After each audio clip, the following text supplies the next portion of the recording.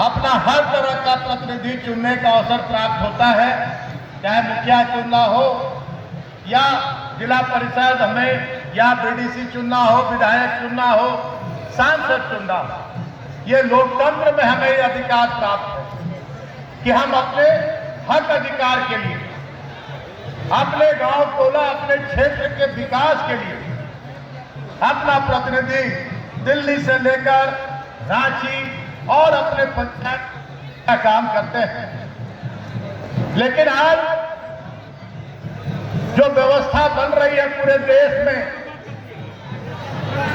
आप देख रहे हैं कि किस तरह से लोकतंत्र की हत्या की जा रही है, जनादेश का अपमान किया जा रहा है आपके द्वारा चुनी गई सरकार को। इस लोकतंत्र में जनता भगवान होती है, होती है, जनता सरकार बनाती है और आपके द्वारा चुनी गई सरकार को केंद्र में बैठी जो तानाशाही सरकार है, जो लोकतंत्र की सरेआम हत्या कर रही है, जिनके बड़े बड़े नेता संविधान बदलने की बात कर रहे हैं और उस पर माननीय प्रधानमंत्री और माननीय गृह मंत्री ये किसी तरह की कार्रवाई नहीं करते हैं। एक संविधान का कवच हमारे ऊपर है, उस संविधान के कवच से हम इस तरह से सुरक्षित हैं कि अगर उस कवच को थोड़ा भी हिलाया डुलाया गया तो हम अपनी आजादी खो देंगे। और आज उनके बड़े बड़े नेता संविधान बदलने की बात करते हैं। आज 15 साल से जिनको आपने अपना प्रतिनिधि बनाकर दिल्ली भेजने का काम किया, वो तानाशाही बातें करते हैं,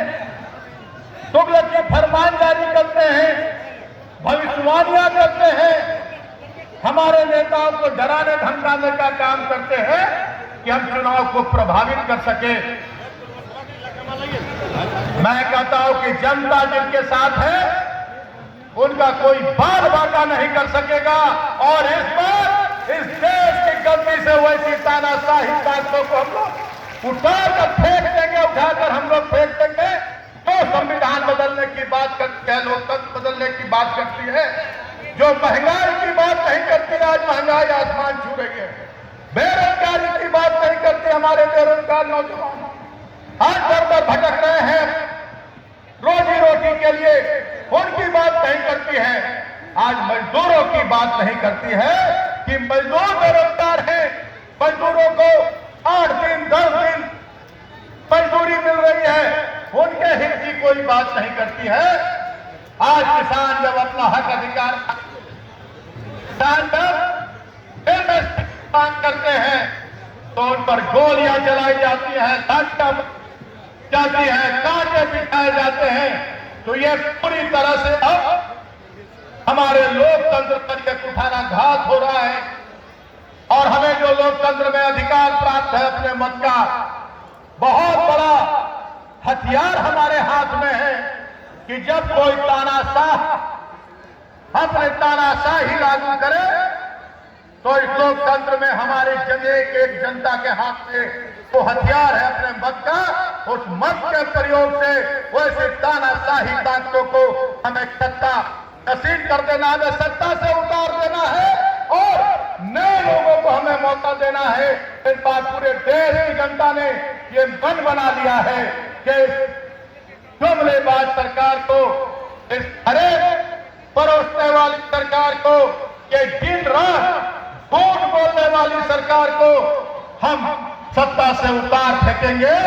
और इंडिया गठबंधन की सरकार हम दिल्ली के गद्दी पर बिठाने का काम करेंगे और अपने गोड्डा